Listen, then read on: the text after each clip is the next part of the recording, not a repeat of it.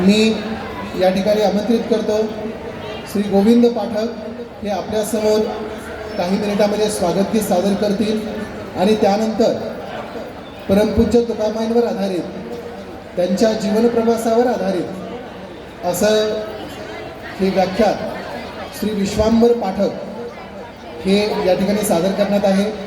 मी आमंत्रित करतो स्वागतगीतासाठी श्री गोविंद पाठक यांना।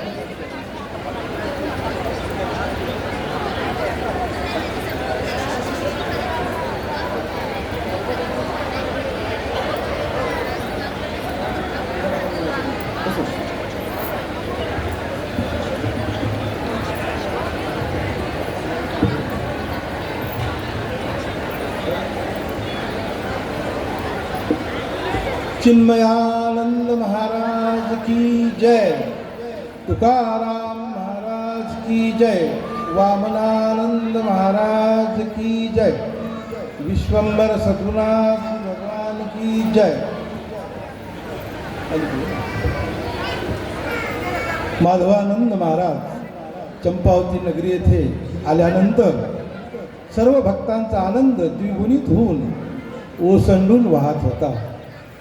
हे मी तिथूनच पाहिलं, जाणलं आणि त्या आनंदात हे स्वागत गीत सादर केलं आहे आणि ते सादर करीत आहे।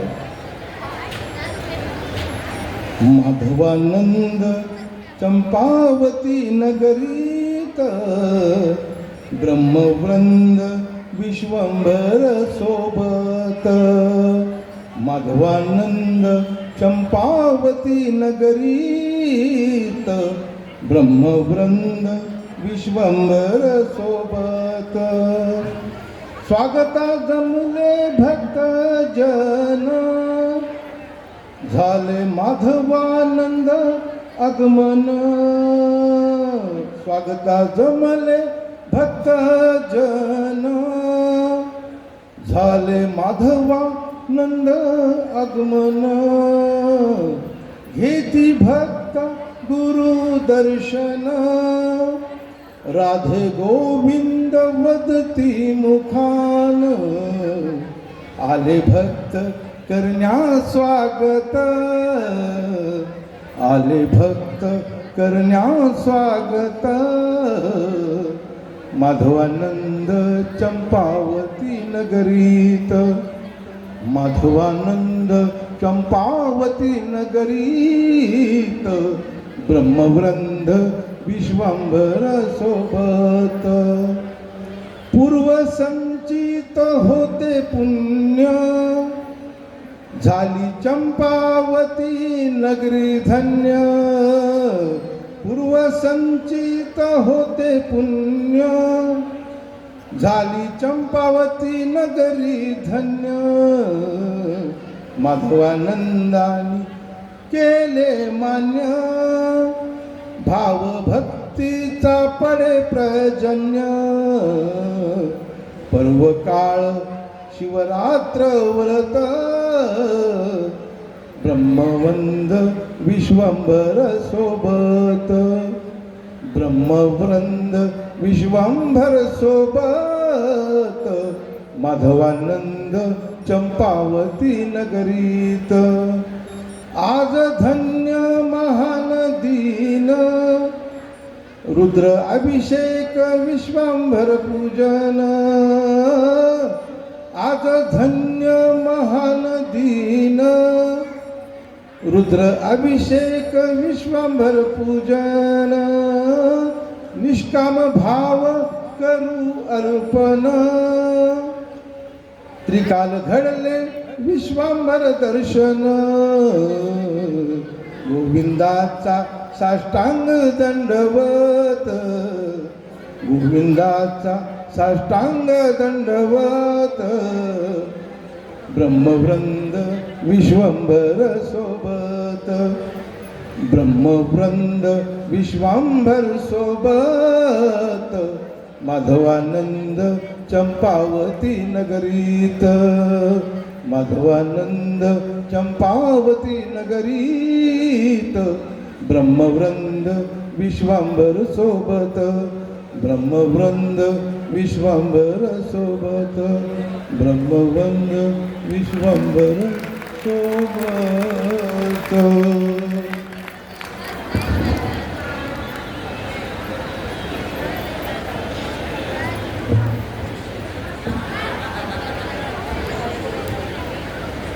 सुंदर असं स्वागत गीत या ठिकाणी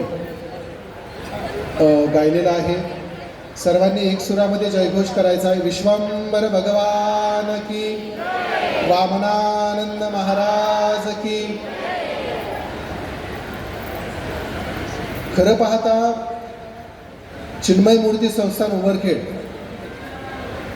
या संस्थानातील प्रत्येक शिष्यवर्ग, प्रत्येक शिष्य, त्या शिष्यामध्ये असे काही मूल्य, असे काही गुण, असे काही संस्कार जे अभिजात या शिष्य परंपरेमध्ये आल्यानंतर रुजले जातात.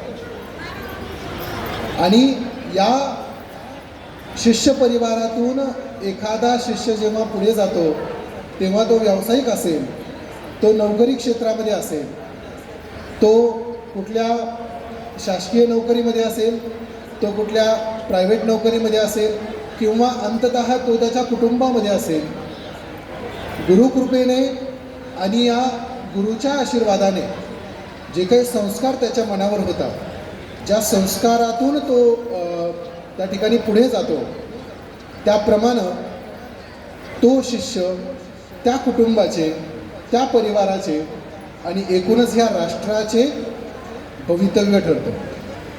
असं म्हणलं तर काही चुकीचं ठरणार नाही.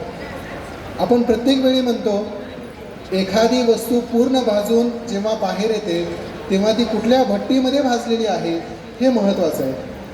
तर आपल्या सर्वांचं हे भाग्य, हे नशीब की आपल्याला गुरु लाभले आणि ते गुरु हे चिन्मय मूर्ती संस्थानातले गुरुवर्य आहे. याचा अर्थ बाकी गुरूंची निंदा करतोय असं कदापि नाही. सगळे गुरु त्यांच्या त्यांच्या स्थानावर श्रेष्ठ आहेत. परंतु अगदी अभिमानानं सांगायचं झालं तर मला दोन गोष्टी सांगाव्याशा वाटतील. एक म्हणजे तुमची, आमची, सर्वांची ही जी गुरुपरंपरा आहे ती महाराष्ट्रातली सर्वात जुनी आणि सुसंस्कारित अशी गुरुपरंपरा आहे. आपली ही जी गुरुपरंपरा आहे याचा अर्थ दुसऱ्या परंपरेची निंदा किंवा अवहेलना कदापि नाही. पण मी माझ्या गुरुपरंपरेचा अभिमान सांगतोय.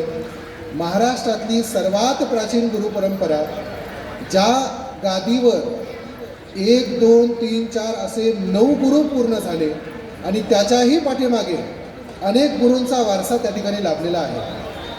अगदी विठ्ठल किंकर महाराजांपासून चिन्मयानंद महाराज, सहजानंद महाराज ते अगदी वामनानंद महाराजांपर्यंत लाभलेली ही गुरुपरंपरा ही महाराष्ट्रातली सर्वात जुनी आणि सर्वात मोठा शिष्यवर्ग असणारी परंपरा आहे.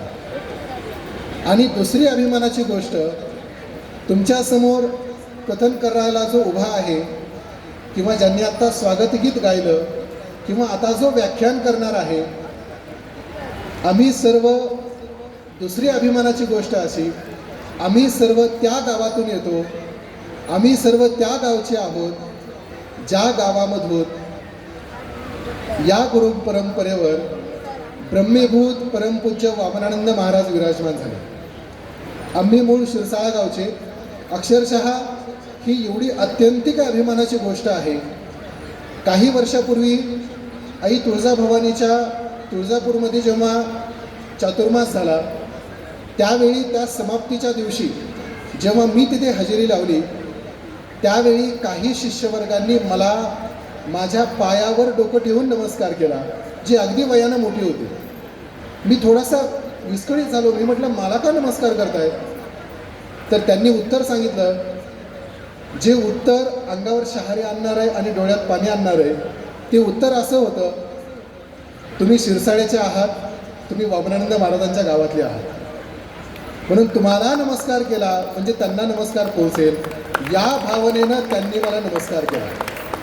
त्यावेळी माझ्या डोळ्यामध्ये नकळत त्या ठिकाणी 2 थेंब येऊन गेले आणि अभिमानही वाटला की हो, परमपूज्य वामनानंद महाराजांचं जे जन्मगाव आहे, जो त्यांचा वाडा आहे, जी त्यांची पावन स्मृती त्या ठिकाणी आहे, अशा अगदी श्री क्षेत्र शिरसाळा या गावातून आम्ही आहोत आणि परमपूज्य वामनानंद महाराजांच्या आणि विश्वांबर भगवंताच्या कृपा आशीर्वादाने जेवढे काही ऐश्वर प्राप्त झाले आहे त्याचं एकमेव कारण काय ते गुरु महाराज आहे, हे अगदी प्रामाणिकपणे सत्य आहे.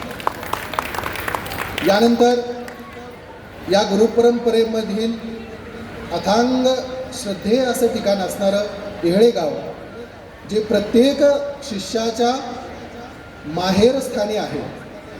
प्रत्येक शिष्याचं माहेरघर हे उमरखेड आणि तदनंतर लगेच येळेगाव.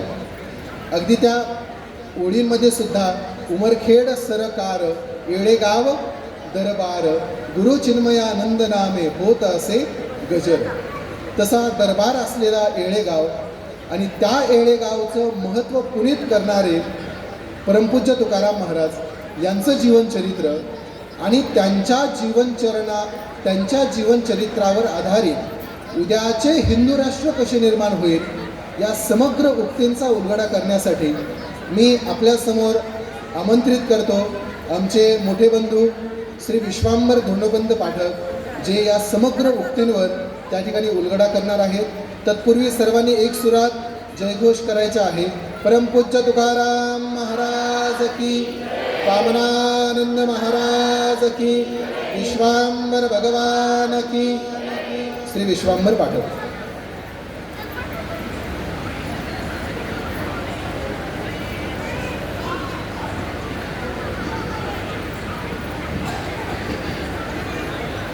चिन्मयानंद महाराज की, तुकाराम महाराज की, वामनानंद महाराज की.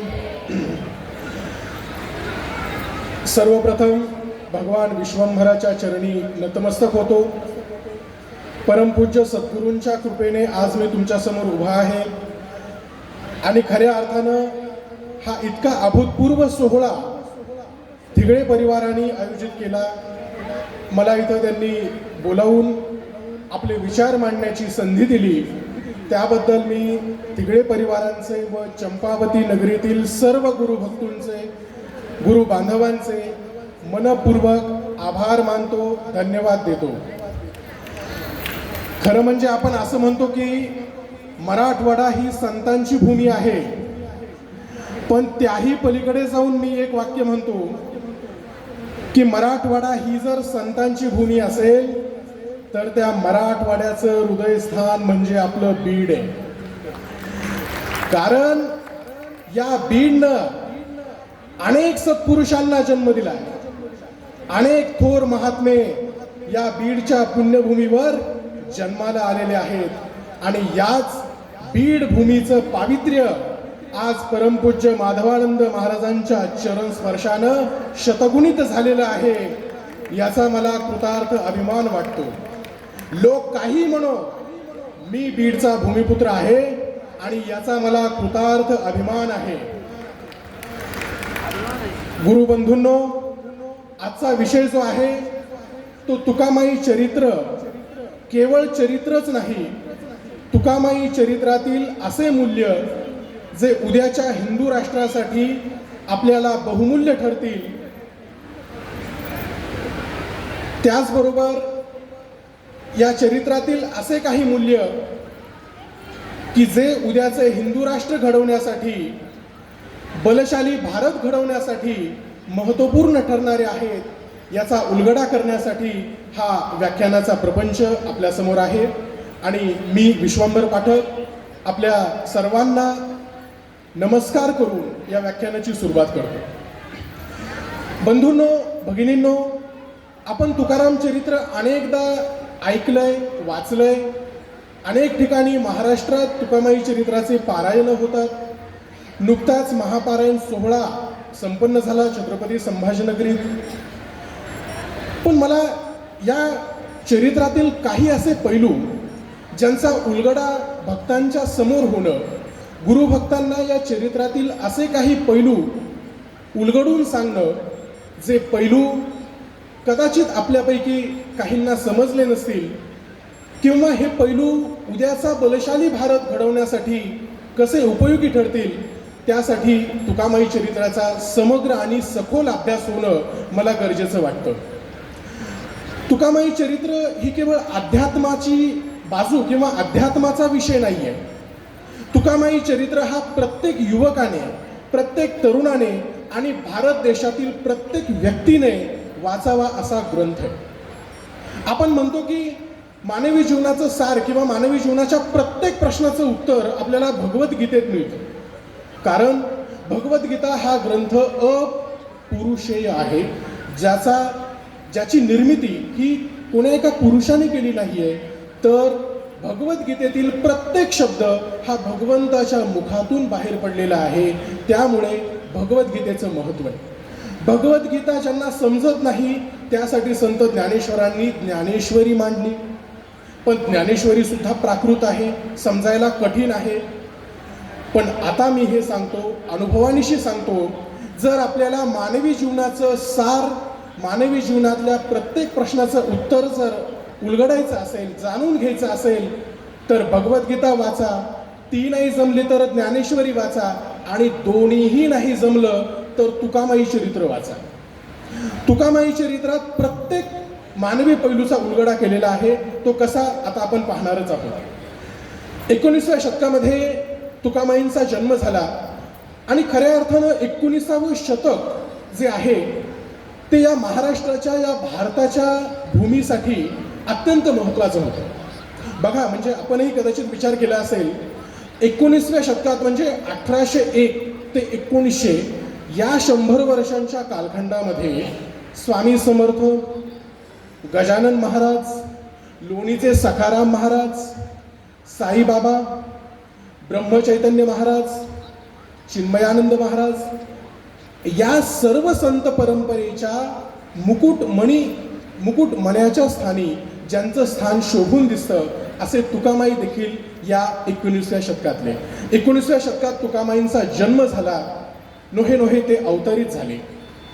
आपण तुकामाई चरित्राच्या पहिल्याच अध्यायात वाचतो की तुकामाई हे दत्त अवतारी भासतात. काहींना तुकामाई हे शुकमुनीचे अवतार भासतात, तर काहींना ते शिवावतारी भासतात. मला जर तुम्ही विचारलं तर मी असं सांगेल की तुकामाईंची जी विदेह वृत्ती आहे किंवा एक बाल्यावस्था, बाल्यवृत्ती जी त्यांची आहे ती दिगंबरापासून आलेली आहे, दत्तगुरूंपासून आलेली आहे.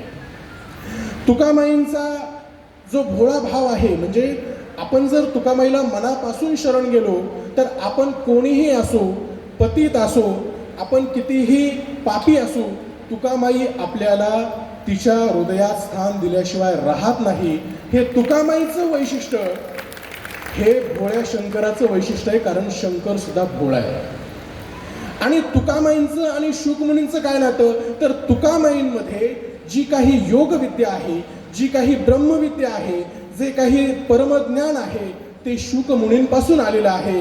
म्हणून मला असं वाटतं तुकामाई हे शुकमुनी, दत्तगुरू आणि शिवशंकर या तिघांचाही त्रिवेणी संगम आहे. पण आज तर महाशिवरात्र, मग तुकामाईचं व्याख्यान किंवा तुकामाईंचं स्मरण आज का? कारण हे तिघांचं जरी सत्व तुकामाईंमध्ये असलं तरी तुकामाई हे जास्त शिवावतारी आहे. ते कसे? कारण आमच्या संतांनीच असं सांगितलंय की शिवशंकर हे कुणाची भक्ती करतात? विष्णूची किंवा रामाची किंवा विठ्ठलाची. विष्णू हे कुणाची भक्ती करतात? शिवशंकराची. तुकामाईंच्या अध्यायात असे बरेचसे पैलू, असे बरेचसे उदाहरणं आपल्याला दिसून येतील जे हेच अधोरेखित करतात की तुकामाई हे सांब अवतारी आहे. कसं? पहिलंच पहा पान. तुकामाईंचा जन्म कोणत्या वारी झाला?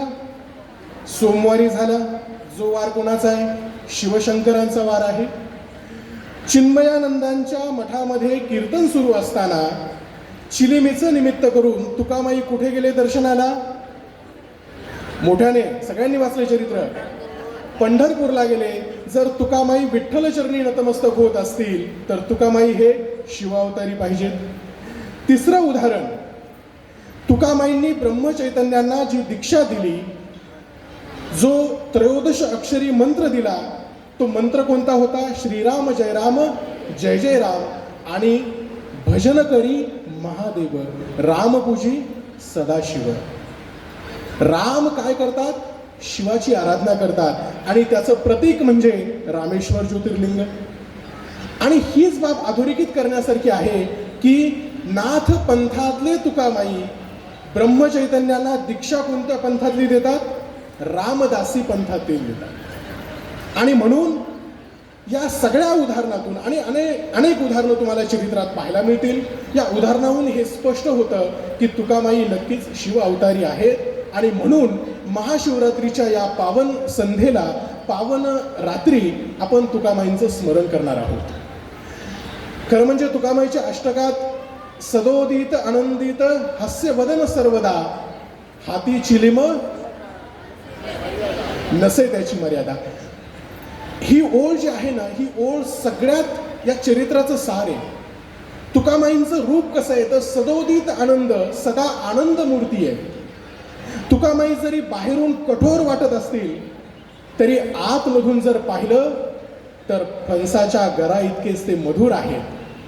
त्यांची वाणी बाहेरून जर पाहिली तर तुसडेपणाची वाटेल. बाहेरून ते शिव्या द्यायचे, लोकांना अभद्र बोलायचे, तरी पण लोक त्यांच्या मागे जायचे. का मागे जायचे? कारण या अभद्र वाणीमध्ये, या शिव्या शापामध्ये सुद्धा त्यांना मोलाचा उपदेश मिळायचा. आणि हीच बाब चिन्मय मूर्ती संस्थानाचं प्रतीक आहे किंवा आजच्या भाषेत टॅगलाईन आहे, सहज बोलणे हाची उपदेश. म्हणजे तुकामाईंनी एखाद्याला शिव्या जरी दिल्या तरी त्या शिव्या ह्या त्यांच्यासाठी बोधामृत असायच्या. एवढं सामर्थ्य तुकामाईंचं होतं. तुकामाई ही एक अशी योगमूर्ती आहे ज्याला सर्व सिद्धी जन्मतः प्राप्त आहे. तुकामाईंच्या चरित्रात जर आपण बघितलं तर 5-6 वर्षांची तुकामाय, बाल तुकाराम अगदी कित्येक वेळ त्या नदीच्या पाण्यात आपला प्राण निरोध करून बसले होते. काशीनाथ पंतांनी त्यांना विचारलं की बाळा, इतका वेळ पाण्यात तुला भीती नाही वाटली? तेव्हा तुकाराम महाराज म्हटले की मी प्राण निरोध केला होता दादा, आणि त्यामुळे मला पाण्याची अजिबात भीती वाटली नाही. प्राणनिरोध करण्याची शक्ती, करण्याचं कौशल्य तुकामाईंनी कुठे शिकलं नव्हतं. तुकामाईंनी ही सगळी जी कथा, हा जो प्रसंग आहे तो 4थ्या वयाच्या 4थ्या वर्षी केलेला होता. याचा अर्थ असा होतो की तुकामाईला योगसिद्धी ह्या जन्मतः मिळालेल्या होत्या, जन्मतः प्राप्त होत्या. काशीनाथ पंतांच्या घरी नाहणीचं बांधकाम होतं आणि तेव्हा एक दगड त्यांना उचलत नव्हता. ते 2-4 माणसांना बोलवून आणायला गेले. रामराव, शामराव, या माझ्या घरी जरा दगड उचलायचा आहे, हो बांधकाम चालू आहे माझं. त्यावेळी काशीनाथ पंत येईपर्यंत तुकामाईंनी तो अलगद उचलून पण ठेवला. याचा अर्थ काय होतो की तुकामाई हे भक्ती, शक्ती आणि योग यांचा त्रिवेणी संगम. आणि म्हणून तुकामाईंचं चरित्र अभ्यासत असताना आपण नेहमी हे पाहिलं पाहिजे की तुकामाई चरित्रातून आपल्याला काय शिकायला मिळणार आहे याचा आपण काटेकोरपणे विचार केला पाहिजे. तुकामाईंचा सर्वात चांगला उपदेश किंवा गुण जर काय म्हणाल तर तुकामाई चरित्रातून आपल्याला अभ्यासायला मिळतो, पाहायला मिळतो, तो म्हणजे बंधुभाव. कृष्ण आणि सुदामा यांच्यानंतर जर आपण महाराष्ट्राची संत परंपरा पाहिली तर आदर्श मैत्रीचं उदाहरण हे तुकामाई आणि गोचर स्वामी यांच्याशिवाय दुसरं असूच शकत नाही. बघा, तुकामाई चरित्र वाचून बघा. जेव्हा गोचर स्वामी आणि तुकामाई यांच्या भेटीचा प्रसंग आहे, तुपेगावला गोचर स्वामींना जेव्हा भेट होत नाही तेव्हा ते परत जायला निघतात, उमरखेडला जायला निघतात. आणि त्यावेळी उसाच्या मळ्यामध्ये तुकामाई आणि गोचर स्वामी यांचं ब्रह्ममिलन होतं. आणि तिथला जर तुम्ही संवाद पाहिला तर असं लक्षात येईल की गोचर स्वामी आणि तुकामाई यांनी जो बंधुभाव जोपासला होता, यांनी जी मैत्री जोपासली होती, ती खरोखरच आजच्या काळामध्ये आपण शिकण्यासारखी आहे. खरं म्हणजे या सर्व बाबी आजच्या युवकांनी आत्मसात करायला पाहिजे. केवळ आणि केवळ पारायण करून, केवळ आणि केवळ तुकामाईची पोथी वाचून चालणार नाही. त्या पोथीतून आपण काय घेतलं पाहिजे, आपण तर ज्येष्ठ नागरिकांनी तर घेतलंच पाहिजे, पण आमच्यासारख्या युवकांनी, तरुणांनी, तरुणींनी काय घेतलं पाहिजे याचा नेहमी विचार केला पाहिजे. यातील पहिला पैलू जो आहे, जो मी आत्ता सांगितला, तो म्हणजे बंधुभावाची जोपासना, जी तुकामाई चरित्रानं आम्हाला शिकवली. दुसरं एक महत्त्वाचं जर आपण बघितलं या चरित्रातलं सार, तर ते आहे या चरित्रात आपल्याला तुकामाईंनी सर्व समाजाला, सर्व धर्माला एकत्रित घेऊन या मानव धर्माची जोपासना केली आहे. तुकामाई चरित्रात जर आपण पाहिलं, तुकामाईचे प्रत्येक समाजात शिष्य दिसून येतात. नोहे मुस्लिम समाजात सुद्धा तुकामाईचे भक्त दिसून येतात. त्या काळच्या निजाम अधिकाऱ्यांना जेव्हा तुकामाईचा अनुभव आला, तुकामाई ही काय ब्रह्मविभूती आहे याचा उलगडा झाला, तेव्हा मुस्लिम धर्मातील संत, मुस्लिम धर्मातील लोक सुद्धा तुकामाईंच्या चरणावर लोटांगण घालू लागले. हे तुकामाईचं मोठेपण आहे. आणि म्हणून तुकामाई चरित्रात आपण पाहतो की तुकामाईंनी केवळ आणि केवळ बाह्यांग असेल किंवा बाह्य आपण ज्याला कर्मठपणा म्हणतो, याला फारसं महत्त्व दिलेलं आढळत नाही. तुकामाईंनी प्रत्येक शिष्यातला भोळा भाव, त्याच्या शिष्यात त्याच्या मनातील खरी जी निष्ठा आहे, भगवत भक्ती आहे, गुरुप्रती निष्ठा आहे, याला नेहमीच महत्त्व दिलं. आणि तुकामाईंनं जे हे महत्त्व दिलं ते खरोखरच आजच्या पिढीला, आजच्या युवकाला शिकण्यासारखं आहे. आपण उद्याच्या बलशाली भारताची स्थापना करण्यासाठी काय केलं पाहिजे, तर तुकामाईचा हा विचार आत्मसात केला पाहिजे की आपल्याला सर्व समाजाचं प्रतिनिधित्व करायचं आहे, सर्व समाजाचं नेतृत्व करायचं आहे आणि उद्याचा बलशाली भारत घडवायचा आहे. त्यासाठी आपलं एकट्या दुकट्याचं काम नाही, आपल्याला सर्वांना सोबत घेऊन हा भारत बनवायचा आहे, त्या भारताचं हिंदू राष्ट्र बनवायचं आहे. यासाठी आपल्याला वेळ प्रसंगी काही गोष्टीमध्ये लवचिकपणा आणून, कंसामध्ये तुकामाई चरित्रातलं जर उदाहरण द्यायचं असेल, धनगरा घरी जाऊन भाजी भाकरी खाल्ली, जैनाच्या घरी कांदा भाकरी खाल्ली, ही आताची गरज आहे बंधूंनो, ही आताची गरज आहे. का? कारण की हिंदू म्हणून जर एक व्हायचं असेल, या पूर्ण विश्वामध्ये जर हिंदूंची ताकद, हिंदूंचं हिंदू राष्ट्र जर घडवायचं असेल, तर आपल्या सर्वांना एकत्रित यावं लागेल. आणि ही शिकवण कोण देतं? तुकामाई चरित्र देतं. बंधूंनो, या तुकामाई चरित्रामध्ये जर आपण पाहिलं तर ही पण आपल्याला बाब लक्षात येते की आजकाल आपण बघतो, युवक असेल, तरुण असेल, कुठलीही परीक्षा देत असताना, कुठलीही एक्झाम देत असताना आव्हानाचा सामना करायला घाबरतात. आता पुढल्या महिन्यात माझी JEEची परीक्षा आहे, पुढल्या महिन्यात माझी नीटची परीक्षा आहे, पुढल्या महिन्यात माझी CET आहे, मी काय करू? अभ्यास तर झाला नाही, आता माझं काय होईल? तर या तमाम विद्यार्थ्यांसाठी सुद्धा तुकामाई चरित्राचा असा उपदेश आहे की बाळांनो, चिंता करू नका, कर्मावर विश्वास ठेवा, कर्मण्येकाधिकार असते. ही आपली भारतभूमीची शिकवण आहे, महाभारताची शिकवण आहे. तुकामाई पण तेच सांगते. आणि सर्वात महत्त्वाचं, तुकामाई जर काय सांगत असेल तर सकारात्मक राहा. कसं? आता हा प्रसंग तुम्ही प्रत्येकाने पाहिलाय, प्रत्येकाने ऐकलाय, वाचलाय, पारायणात, पोथीत ऐकला आहे, वाचला आहे, पण त्याच्यातून असा अर्थ निघतो हे तुम्हाला आज कळेल. पुसद येथील पांडुरंग पंत देसाई हे तुकामाईचे अनन्य भक्त. हा प्रसंग वाचलेला आहे. तुकामाईला नैवेद्य अर्पण करावा असं पांडुरंग पंतांच्या पत्नीला वाटलं. त्यांनी तुकामाईला आमंत्रित केलं. तुकामाई आपल्या नेहमीप्रमाणे, बालवृत्तीप्रमाणे तुकामाई बागेत गेले आणि इकडे त्यांच्या ज्या गृहिणी होत्या त्या चिंतेत, तुकामाई कुठे गेले, तुकामाई कुठे गेले. आणि थोड्या वेळाने येतात, एकटे नाही येत, 300-400 लोकांना घेऊन येतात. आणि त्यावेळी ती जी गृहिणी आहे ती स्वयंपाकघरात म्हणते की तुकामाई, अहो मी तर 50च माणसांचा स्वयंपाक केलाय, तुम्ही 400 माणसं आणले, आता मी काय करू? बघा, मी तुमच्या मुला मुलींचं उदाहरण यासाठी दिलं, परीक्षेला 1 महिनाच बाकी आहे, पण माझा तर अभ्यास थोडाच झालाय, आता मी काय करू? तेव्हा तुकामाई काय म्हणते? सकारात्मक राहा, वेडी ग वेडी, बघ स्वयंपाक तर आहे. आणि असं म्हणून आपल्या पवित्र करस्पर्शाने तुकामाई त्या अन्नपूर्णेला जणू साद घालते आणि त्या दिवशी 400 माणसं जेवतात. या प्रसंगातून आपल्याला काय शिकायला मिळतं? हे प्रसंग तुम्हाला कळतात, आम्हाला कळतात, पण तुमच्या घरात जर 10 वर्षाचं लेकरू असेल ज्याला तुकामाई किंवा हे चरित्र फारसं उमगणार नाही, त्यांना तुम्ही या प्रसंगातून काय बोध द्याल? तर त्याला हा बोध द्याल की वेळ प्रसंगी आपण जरी अडचणीत आलो, प्रतिकूल परिस्थिती जरी निर्माण झाली, तरी पण डगमगायचं नाही, त्याच्यावर विश्वास ठेवायचा, आपली मनातील भक्ती, श्रद्धा आणि विश्वास दृढ ठेवायचा. शेवटी यश मिळतं. पांडुरंग पंतांच्या अंगणात 400 माणसं जेवली. याच्यातून एक संदेश मिळतो की नेहमी सकारात्मक राहा, कर्म करा आणि त्याच्यावर विश्वास ठेवा.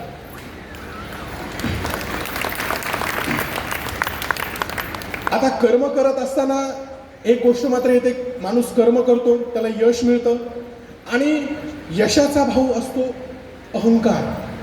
ज्यावेळेस माणसाला यश मिळतं, प्रसिद्धी मिळते, त्यावेळेस अहंकार त्याला बिलगून येतो.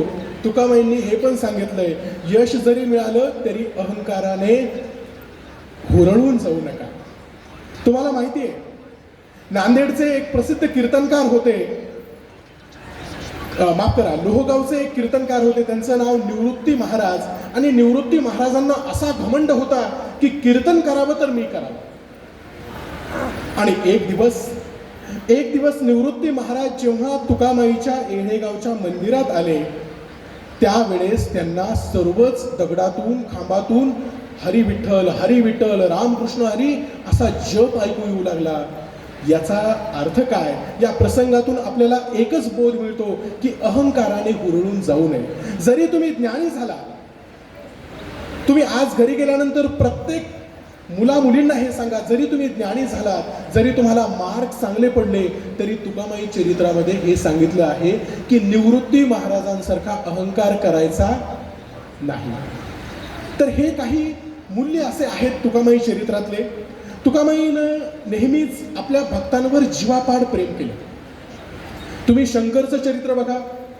शंकराचा नेम होता की तुकामाईला 1000 बिल्वपत्र वाहिल्याशिवाय शंकर जेवायचा नाही.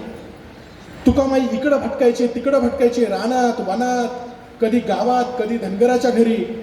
पण हा मारुती, तुकामाई जिथं असतील तिथं हा मारुती यायचा आणि तुकामाईला बिल्वपत्र अर्पण करून मगच जेवण करायचं. पण तुकामाईचं देखील या भक्तावर किती प्रेम. शंकराची कसोटी पाहिली, प्रत्येक दिवशी नियती सुद्धा आपली अशीच कसोटी पाहत असते जशी तुकामाईंनी शंकराची पाहिली. पण शंकराने जी अंतिम इच्छा प्रकट केली होती, तुकामाई माझी एकच इच्छा आहे की माझा अंत जो काळ आहे, अंतकाळ आहे, माझं मरण आहे, ते तुझ्या मांडीवर यावं. आणि तुकामाईंनी ही इच्छा देखील पूर्ण केली. म्हणजे आपण जर समजा भगवंताच्या मर्जीप्रमाणे राहिलो, भगवंताची भक्ती केली, तर भगवंत, गुरु किंवा आपली नियती किंवा आपलं ज्याला आपण प्रारब्ध म्हणतो, ते देखील आपल्याला यश दिल्याशिवाय राहत नाही. ही एक महत्त्वाची शिकवण तुकामाई चरित्रातून आपल्याला बघायला मिळते. खरं म्हणजे तुकामाईंनी अनेक गोष्टी आपल्याला सांगितल्या. त्यातील एक महत्त्वाची गोष्ट म्हणजे उदार वृत्ती. माणसाचं मन कसं असावं तर उदार असावं. आणि अगदी छोट्या छोट्या प्रसंगातून, म्हणजे मी तुकामाई चरित्राचा अभ्यास करत असताना मला असं जाणवलं की अगदी 2-3 ओळीचा, 3-4 ओळीचा प्रसंग, पण त्यातील अर्थ जो आहे तो खूप सखोल आहे. तुकामाई चरित्रात आपण एक प्रसंग वाचला असेल की दिग्रसमध्ये एक मुसलमान होता, त्याचं किराणाचं दुकान होतं. आणि तुकामाई एके दिवशी त्या किराणाच्या दुकानात गेले आणि त्याच्या खारका, बदाम, सुकामेवा जो होता तो त्यांनी घेतला आणि घेऊन ते कुठे गेले? रस्त्यावर गेले. त्यांनी सर्व सुकामेवा रस्त्यावर टाकला आणि सर्वांना म्हटले की हा प्रसाद आहे, न्या. आता वरकरणी पाहता हा प्रसंग आपल्याला खूप सहज वाटतो. आपल्याला असं वाटतं की तुकामाईंनी केलं, बाल्य अवस्थेत केलं किंवा बाल्यवृत्तीमध्ये केलं, त्यांची उन्मणी अवस्था होती, विदेह वृत्ती होती, त्यांनी केलं असेल. पण तुकामाईला त्या व्यक्तीला काय संदेश द्यायचा असेल, तुकामाईला आपल्याला काय संदेश द्यायचा असेल की बाबांनो, तुमच्या घरी बदाम, काजू, सुकामेवा याचा अर्थ श्रीमंती असेल तर ती तुम्ही तुम्हाला जेवढी गरजेची आहे तेवढीच वापरा. बाकीची श्रीमंती ही तुम्ही गोरगरिबांच्या कल्याणासाठी वापरा. हा संदेश आपल्याला ओळखता आला पाहिजे. म्हणून तुकामाई चरित्राचं एक वैशिष्ट्य आहे. तुकामाई चरित्रावर आपण जेवढा अभ्यास करू तेव्हा आपल्याला नवीन पैलू उलगडताना दिसून येतात. आणि त्यामुळे सर्व गुरुबंधूंना माझी ही आज विनंती आहे की आजपासून तुकामाई चरित्राचं वाचन करताना, पठन करताना ते केवळ आणि केवळ डोळ्याने वाचू नका, तर आपल्या डोळ्यातून ते हृदयात उतरवा, जेणेकरून तुकामाई चरित्रातील अनेक मूल्य आपल्याला भावी भारतासाठी आत्मसात करता येतील. तुकामाई चरित्रातून असे अनेक पैलू मिळतात, पण त्यातील एक महत्त्वाचा पैलू ज्याच्यावर मी थोडंसं बोलेल कारण की तो मला महत्त्वाचा वाटतो. ब्रह्मचैतन्य गोंदवलेकर महाराज ज्यांनी शेकडो किलोमीटर अंतर कापून तुकामाईच्या येळेगावचा वेध घेतला, येळेगावमध्ये त्यांनी पाऊल ठेवलं आणि या ब्रह्मचैतन्य गोंदवलेकर महाराजांची तुकामाईनी किती परीक्षा पाहिली. ब्रह्मचैतन्य महाराजांना एकदा तुकामाई म्हटले की या डोहात उडी मार.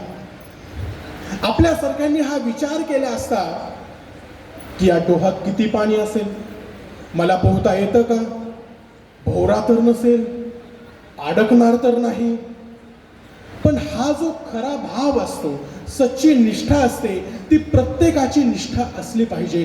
भगवंत मला सांगतोय, माझी गुरुमाय मला सांगते, तर नक्कीच त्यात काहीतरी गमक असलं पाहिजे. ब्रह्मचैतन्याने उडी मार म्हटल्या जोपर्यंत तुकामाईच्या ओठातून निघत नाही तोपर्यंत ब्रह्मचैतन्य महाराज त्या डोहाच्या बुडाला गेले आणि जोपर्यंत तुकामाई आज्ञा देत नाही तोपर्यंत तिथेच बसून राहिले. कारण का? कारण ज्याची योग सिद्धी आहे अशा परमयोग सिद्ध तुकामाईंचा शिष्य ब्रह्मचैतन्य असल्यानंतर त्यांना योगाला, त्यांची आणि योगाची तर अक्षरशः म्हणजे अतूट मैत्रीच म्हणावी लागेल, अतूट नातंच म्हणावं लागेल. ब्रह्मचैतन्य महाराज तुकामाईची आज्ञा होईपर्यंत त्या डोहात राहिले आणि तुकामाईंची आज्ञा झाल्यानंतर महाराज वर आले. यातून आपल्याला हे मूल्य लक्षात येतं की आपण युवकांनी काय केलं पाहिजे की आपले जे गुरुजन असतील, आपले जे शिक्षक असतील, कॉलेजमध्ये लेक्चरर असतील, क्लासेसमध्ये आपले प्राध्यापक असतील, या प्राध्यापकांची प्रत्येक गोष्ट तन्मयतेनं ऐकली पाहिजे आणि त्याचं अनुकरण केलं पाहिजे. जो अनुकरण करतो तो गणुबुवाचा ब्रह्मचैतन्य बनतो. आणि हे चरित्रातलं मूल्य आपण जोपासलं पाहिजे, येणाऱ्या पिढीला सांगितलं पाहिजे. अजून एक परीक्षा घेताना तुकामाई म्हणतात की या वटवृक्षाचे पानं तुला दिसतायत. महाराज म्हटले हो दिसतायत. तर तू काय कर की पानं हे तोडून काढ. पानं तोडून काढल्यानंतर तुकामाई म्हणतात की परत लाव.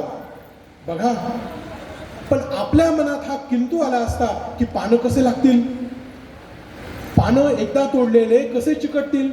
पण ब्रह्मचैतन्याच्या मनात हा किंतु आला नाही, कारण त्याला माहित होतं आपल्याला जो आज्ञा देणारा आहे तो अखिल विश्वाचा चालक आहे.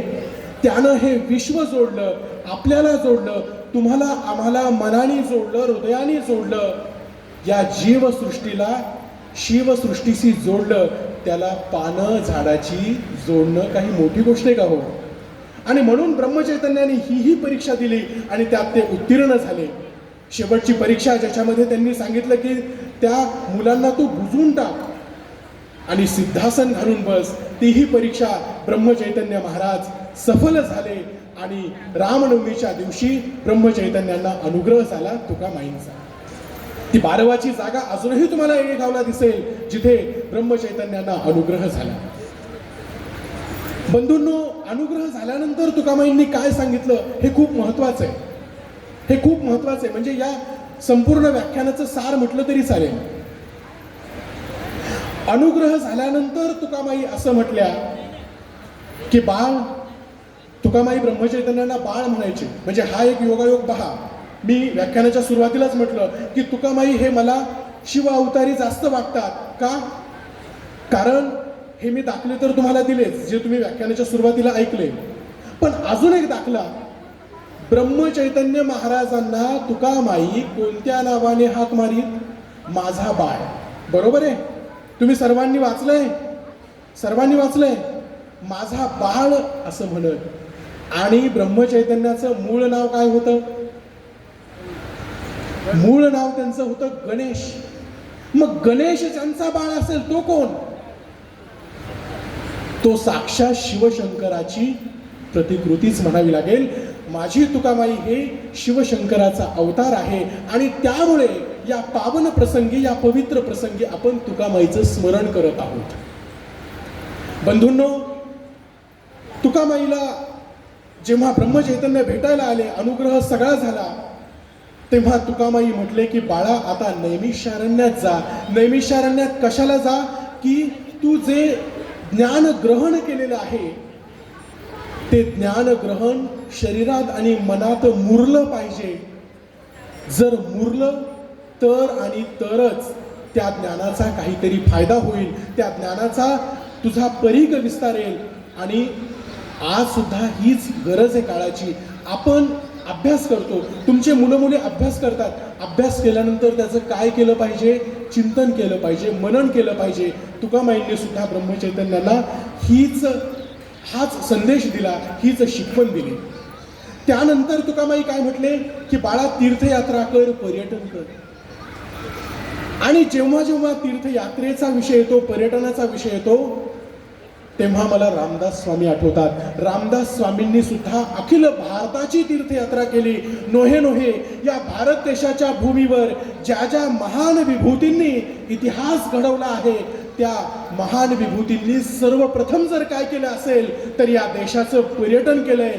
आ सेतू हिमाचल म्हणजे हिमाचल प्रदेशापासून ते कन्याकुमारी पर्यंत या देशाचं अवलोकन केलं, या देशाचं दर्शन केलं आणि या देशातून त्यांना समाज अभ्यासायला मिळाला. समाजाची जगण्याची पद्धत ज्याला आपण संस्कृती म्हणतो, ती संस्कृती अनुभवायला मिळाली. आणि या ज्ञानाचं, या अनुभवाचं काय झालं?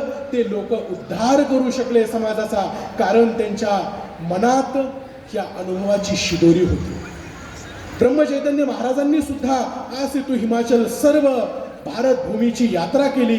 आणि नंतरचा इतिहास आपल्याला माहिती आहे. ब्रह्मचैतन्य महाराज हे स्वतः एक लोक उद्धारक संत म्हणून या भूमीवर उदयास आले.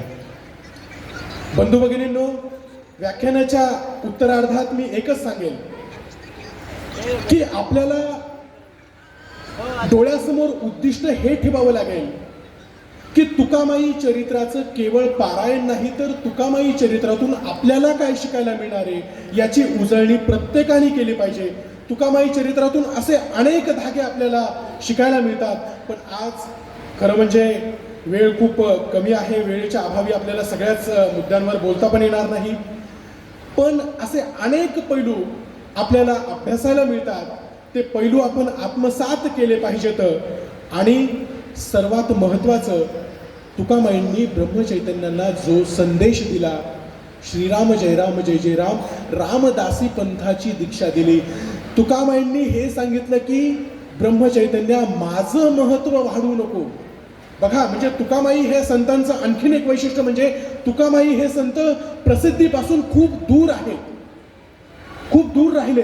तुकामाईंना प्रसिद्धी नकोच आहे मुळी.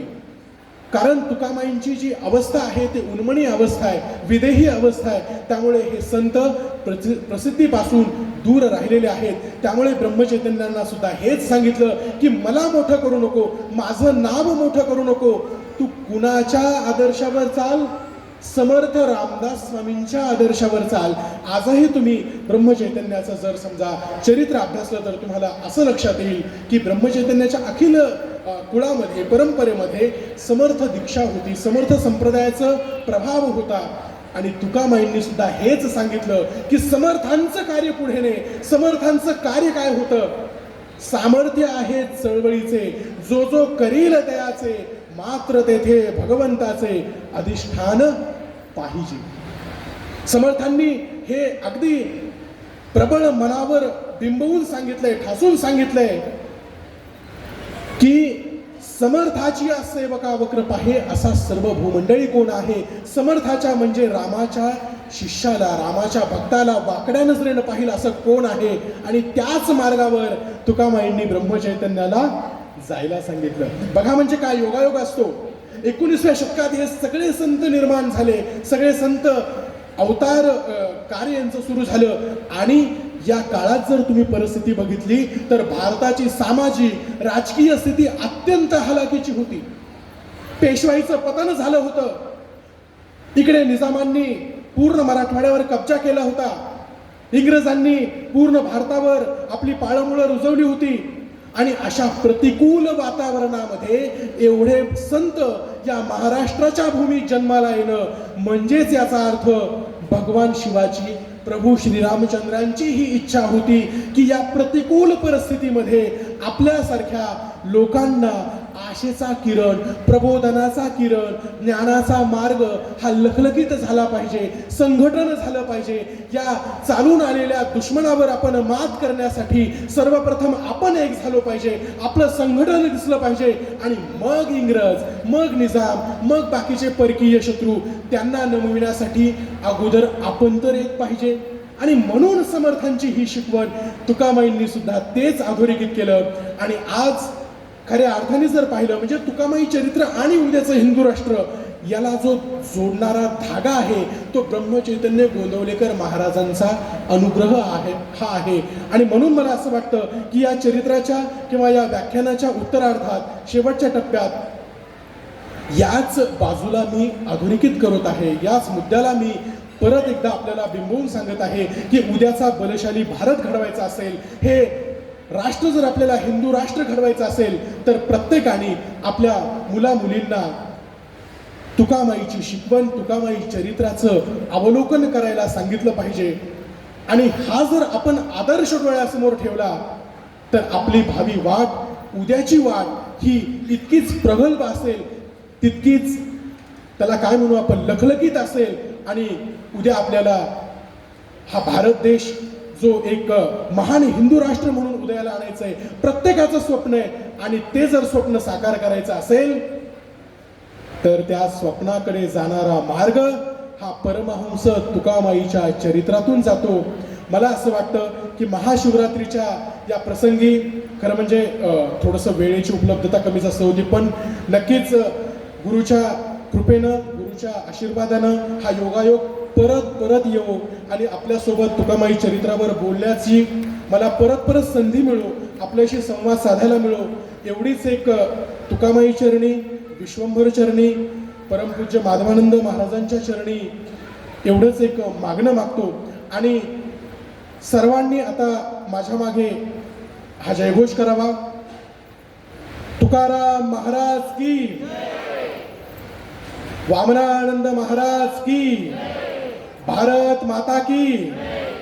धन्यवाद.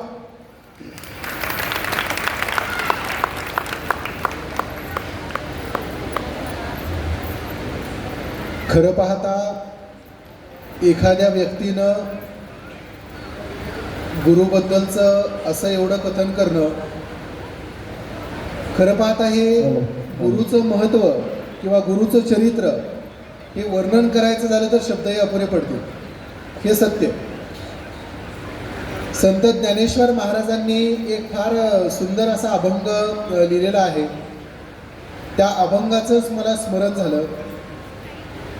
श्री गुरु सारिखा असता पाठी राखा, इतरांच्या लेखा कोण करी.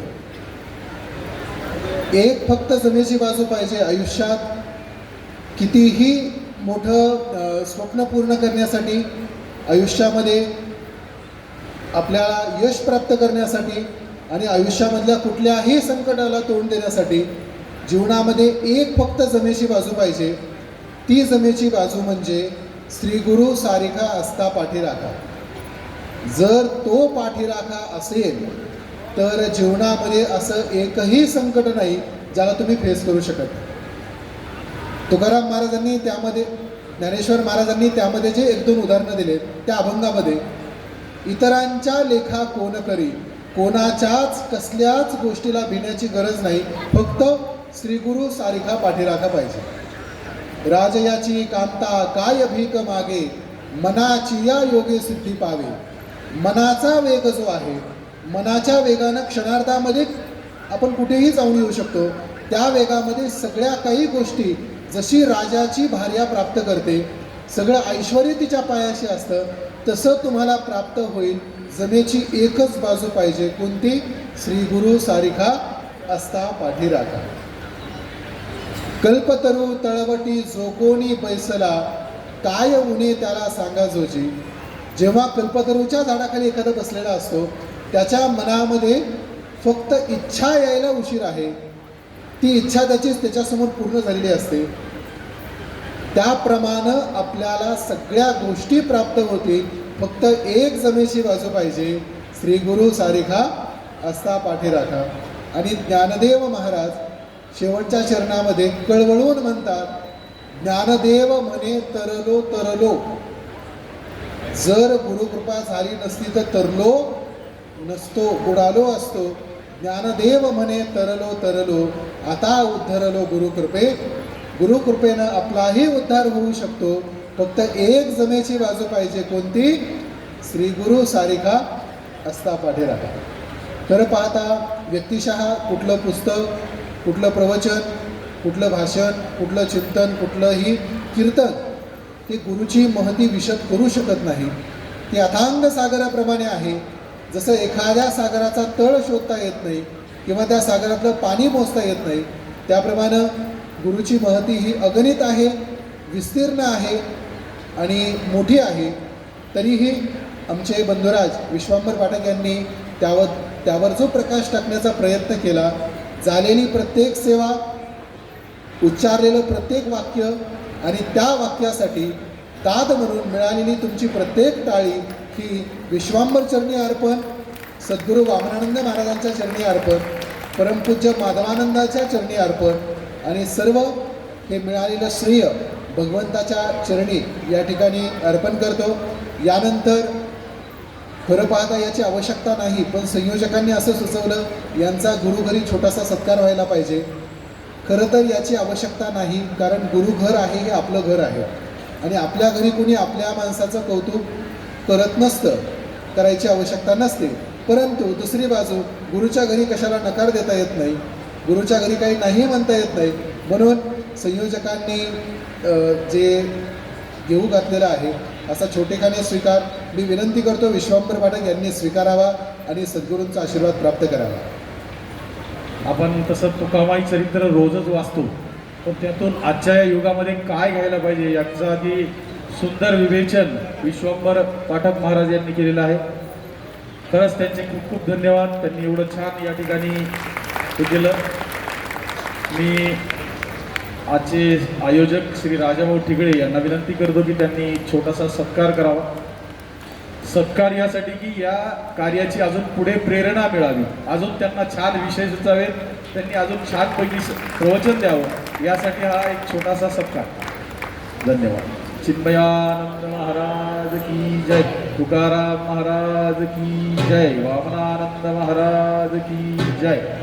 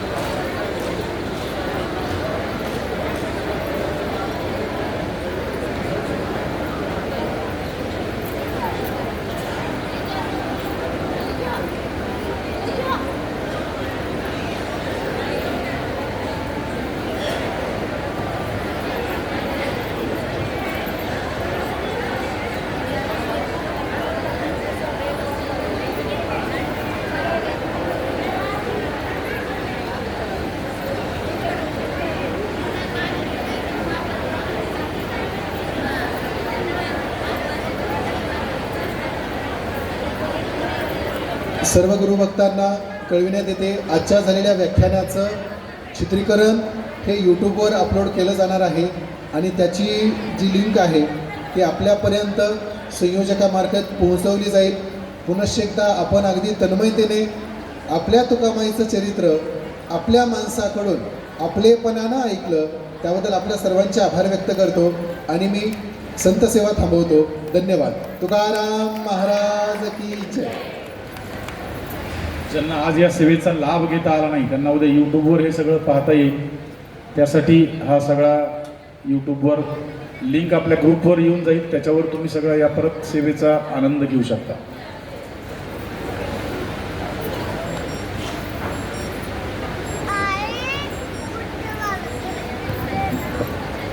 आपण ज्या क्षणाची अगदी उत्कंठतेनं वाट पाहतो आहे तो क्षण आता लवकरच जवळ येतो आहे.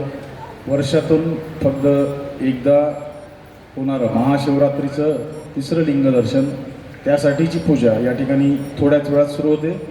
सर्वांनी शांततेनं बसायचं आहे आणि जे खुर्च्या घेऊन बसलेत त्यांना